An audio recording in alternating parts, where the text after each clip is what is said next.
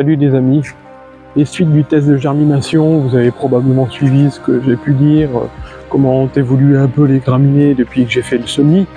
On va continuer un peu à examiner comment ces graminées elles évoluent, puisqu'il y a un certain nombre d'entre vous qui sont intéressés de savoir comment ça va évoluer, comment va évoluer le kikuyu, est-ce que la fétuque élevée va concurrencer le raies gras, comment vont se développer les fétuques rouges. Bon, tout ça on va continuer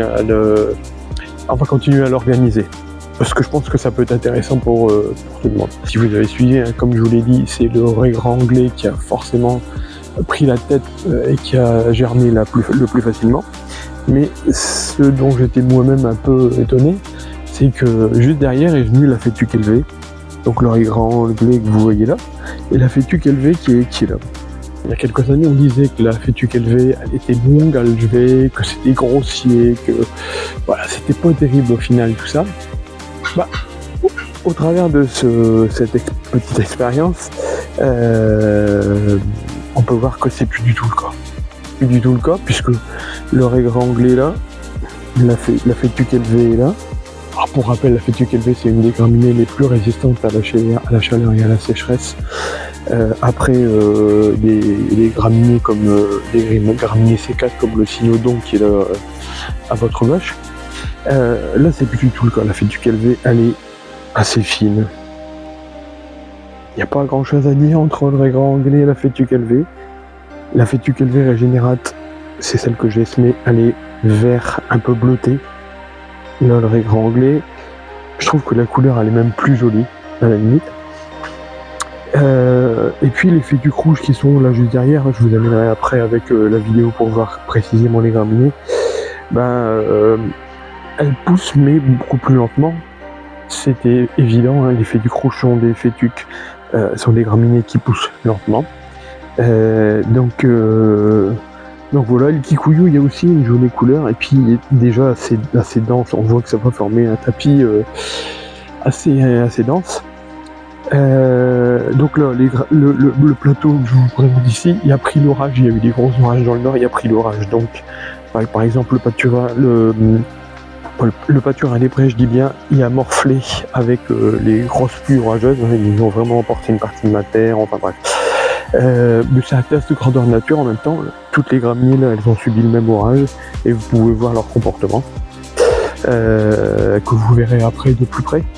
Donc on va continuer le test. Je vais couper les graminées assez franchement et puis on verra comment tout ça évolue. Donc voilà le plateau, je présente les diverses graminées. Là vous avez le raies gras anglais qui mesure, je ne l'ai pas mesuré, mais bon, il doit faire 8 cm. Là, la fétuque élevée dont je vous parlais, la fétuque élevée régénérate, qui est quasi aussi haute. Et vous pouvez voir au niveau de la finesse du brin, il n'y a pas grand chose à dire entre le raies gras anglais et la fétuque élevée.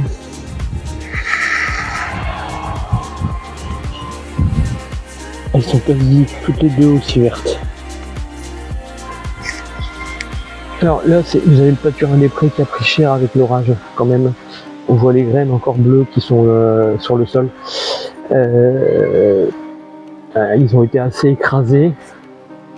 On voit que là, pour le coup, le pâturin des prés est beaucoup plus fin que le raies gras anglais. Hein. Je dirais quasi aussi fin que la fétuque rouge qui est juste là derrière. Ça, c'est de la fétuque rouge, 3 sortes de fétuque rouge. Et là, c'est le pâturin des prés, quasi aussi fin que la fétuque. Voilà.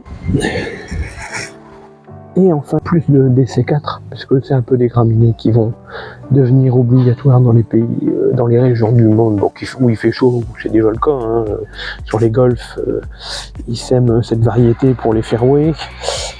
Il y a plein de propriétés, plein de stades où ils sèment des bons kikuyu. Des bonnes. Alors là, c'est pareil, le kikuyu avant, c'était moche, c'était grossier. Là, on peut voir que la graminée, elle est plutôt chouette. Elle est très rase en fait, hein. On voit qu'elle est très rase. Et enfin les 3 variétés de fétuque rouge. La fétuque rouge traçante, qui est là. La fétuque rouge demi-traçante qui est au milieu. Et la fétuque rouge gazonnante qui est là. Donc elles sont toutes les 3 aussi fines, à mon sens. La fétuque rouge traçante merveille, je me rappelle pas si c'est une variété américaine ou pas, mais elle est vert un peu plus bleuté.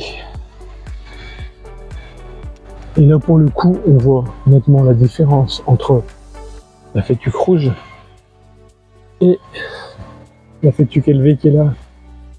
On voit que les feuilles des graminées sont beaucoup plus fines.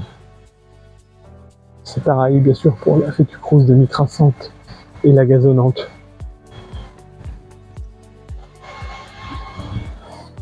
Donc voilà, on va continuer le test. Là je vais couper les graminées et je vous mettrai régulièrement des photos pour voir un petit peu tout ça, ce que ça donne, si ça peut aider certains d'entre vous à faire des choix dans leur gazon.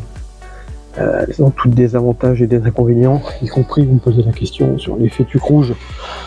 Est-ce que je dois mettre de la fétuque rouge traçante, de la demi-traçante, de la gazonnante plutôt? Quelles sont... elles ont toutes les 3 des avantages et des inconvénients. C'est pour ça que dans les mélanges on les trouve souvent mélangés à 3 ou 2 ou quelquefois des fétuques rouges et des agrostides comme vous voyez là. Donc on les mélange régulièrement. Donc voilà un petit peu pour la suite de ce test. En attendant, n'hésitez pas à me rejoindre sur mes médias. N'hésitez pas à liker, partager, ça m'aide. Ça m'aide puisque évidemment on m'envoie des produits dont je peux faire les essais, je peux vous parler. Comme là par exemple les graminées de chez Team Green. C'est sympa de leur part de m'avoir envoyé ces graminées. Ça vous donne un peu une idée de tout ça, ce que ça peut donner.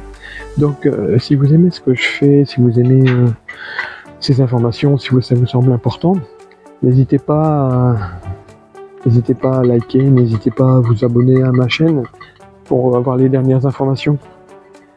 Je vous souhaite une très bonne journée